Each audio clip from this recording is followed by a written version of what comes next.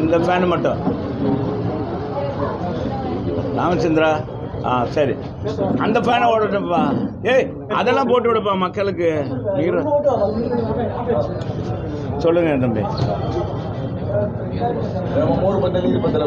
சரி, அனைத்து இந்திய அண்ணா திராவிட முன்னேற்ற கழகத்துடைய பொதுச் செயலாளர்,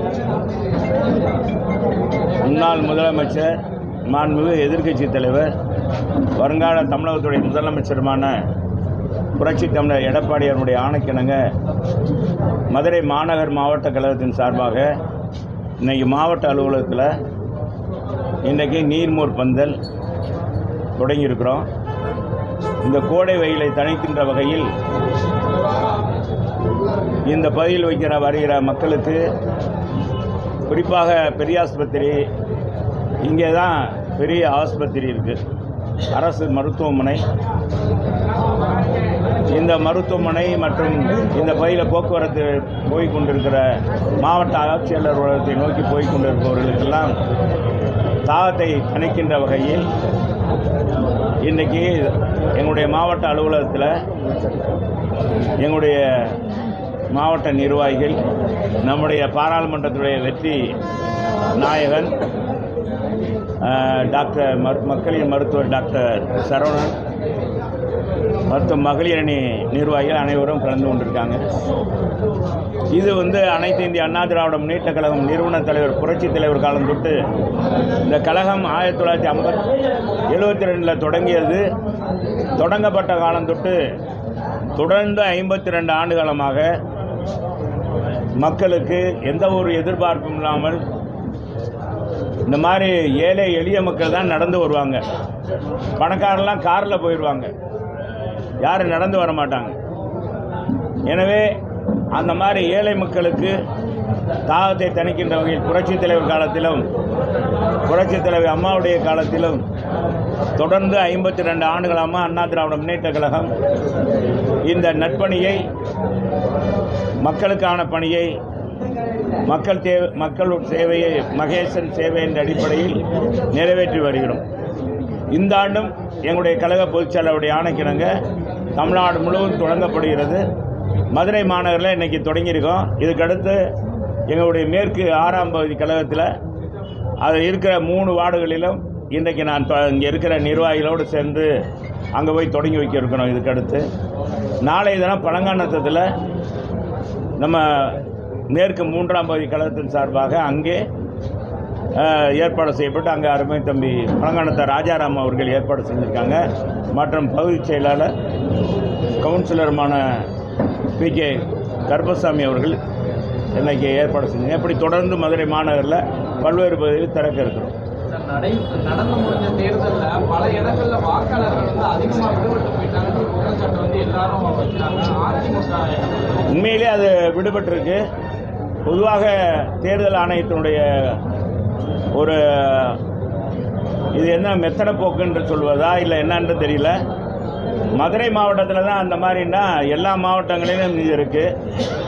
குறிப்பாக இது கடந்த காலங்கள்லாம் பார்த்திங்கன்னா ஒவ்வொரு அரசியல் இயக்கங்களும் தங்களுடைய அந்த பூத்து சிலிப்புகள், வாக்கு சீட்டுடைய அடையாள எண்ணை அந்த வாக்காளர்களுக்கு கொடுப்பது வழக்கமானது. இது தேர்தல் ஆணையம் தடை செய்தது.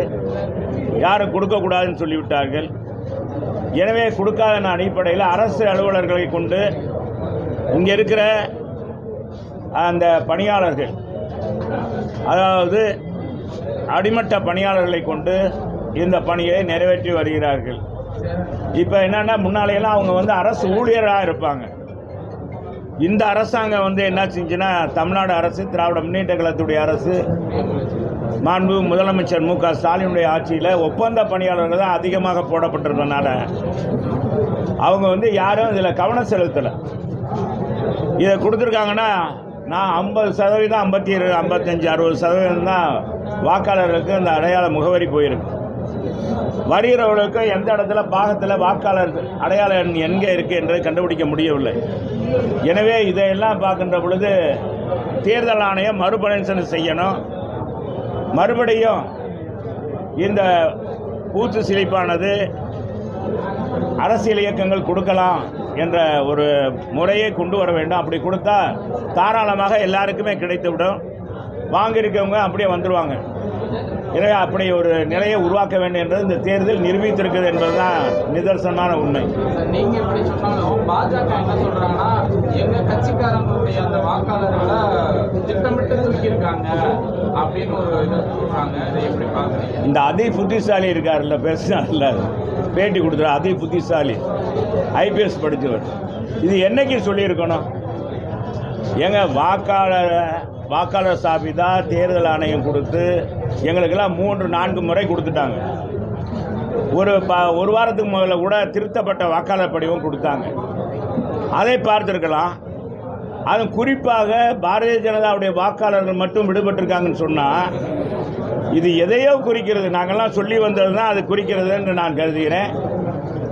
எனவே தமிழ்நாட்டினுடைய பாரதிய ஜனதாவுடைய தலைவர் எதுக்காக அப்படி சொன்னார்? அது தேர்தல் அன்னைக்கு அதை சொல்கிறாருன்னா தன்னுடைய இந்த தேர்தலில் மறைமுகமாக தனக்கு சரியான வாக்குப்பதிவு தனக்கு கிடைக்கல, தன்னை தேர்ந்தெடுக்க மாட்டாங்க என்ற அடிப்படையில் தான் அந்த ஒரு தொகுதியிலே 1 லட்சம் வாக்குகள் விட்டு போட்டுருக்குன்னா இவரே அவரை வாக்கு இது மாதிரி கொடுத்த வாக்காளர் படிவம் சரியில்லை, பலருடைய வாக்குகள் நீக்கப்பட்டிருக்குன்னு ஏற்கனவே கொடுத்துருக்கணும். எதுக்கு முந்தி கொண்டு சொல்கிறாரு? நான் கேட்குறேன், அவங்க அவர் சொன்னவரை இதுக்காக தேர்தல் ஆணையத்துக்கு நான் சப்போர்ட் பண்ணுறேன்னு அர்த்தம் இல்லை. பொதுவாக ஒருத்தர் ஒரு குறைபாடு சொல்கிறாருன்னா அதனுடைய உண்மைத்தன்மை தமிழகத்தில் தெரியணும். நான் கேட்குறேன், இவர் ஒரு ஒரு ஃபோன்லவே பேசுனதை மறைமுகமாக அது யாருக்கும் தெரியாமல் பேசுனதை டேப் பண்ணி வெளியிடக்கூடிய திறமை படைத்தவர். 2வது, தமிழ்நாட்டில் நிறைய ஊழல்கள் நடந்திருக்கு என்னன்றது எல்லாமே வெளிக்கொண்டு யாருக்கும் தெரியாதெல்லாம் நான் சொல்லி கொண்டிருக்கேன் அப்படின்னு சொல்கிறவர். இந்த வாக்காளர் படிவத்தில் மட்டும் பாரதிய ஜனதா வாக்காளர்கள் விட்டு போயிருக்காங்க, இந்த ஒரு தொகுதியில் இதான் விட்டு போயிருக்காங்கன்னா மற்ற தொகுதியிலாம் என்ன ஆச்சு? மற்ற தொகுதியில் இதே மாதிரி போயிருக்கா என்பதை ஒரு மாநில தலைவர் சொல்லணும்ல. எல்லா இடத்துலையும் திட்டமிட்டு நீக்கியிருக்காங்க அப்படின்னு ஒரு வாரத்துக்கு முதல்ல சொல்லியிருந்தார். ஒரு வாரத்துக்கு 10 நாளைக்கு முன்பாக சொல்லியிருந்தாருன்னா கூட நம்ம அவரை அந்த அவர் சொன்ன வார்த்தைகளை சொன்னதை நம்ம ஏற்றுக்கொள்ளலாம். இது எதுக்காக சொல்லியிருக்காருன்னு தான் நான் நினைக்கிறேன். இது வேற, இவர் கேரளாவுக்கு போகிறாரு, கர்நாடகத்துக்கு வேற போகிறாரு. அவரை போய் ஓட்டி நீங்கள் அவரவே பெரிய ஆளாக்கிட்டே இருக்கீங்க. நீங்கள் எங்கிட்ட அவரை வர பற்றி கேட்டு மற்றதை பேசுங்கப்பா.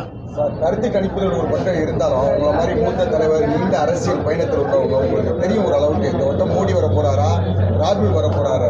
உங்க கணிப்பு யாரு சார்? ராகுலா, மோடியா? எங்களை பொறுத்தளவுக்கு யார் நான் மத்தியில் ஆட்சிக்கு வந்தாலும் சரி, தமிழ்நாட்டுக்கு நல்லதை செய்யக்கூடிய யார் செஞ்சாலும் அதுக்கு வரவேற்போம். யார் செஞ்சாலும் அது ராகுலாக இருந்தாலும் சரி, மோடியாக இருந்தாலும் எங்கள் தமிழகத்துக்கு பாதகம் பண்ணுற முறையில் யார் ஆட்சி செய்தாலும் அதே அண்ணா திராவிட முன்னேற்ற கழகத்துடைய பொதுச் செயலாளர் ஏற்கனவே சொல்லியிருக்காரு. தமிழ்நாட்டை காப்போம், தமிழ்நாட்டின் உரிமையை மீட்போம், தமிழுடைய உரிமையை மீட்போம்னு சொல்லியிருக்காங்க. அதுக்காக நாங்கள் தொடர்ந்து குரல் கொடுத்துக்கிட்டு இருப்போம். இப்போ கடந்த நாடாளுமன்ற உறுப்பினர்கள் திமுக தேர்ந்தெடுக்கப்பட்ட போய் அமர்ந்த 39 நாடாளுமன்ற உறுப்பினர் மாதிரி எங்களுடைய நாடாளுமன்றம் இருக்க மாட்டாங்க. சரியா?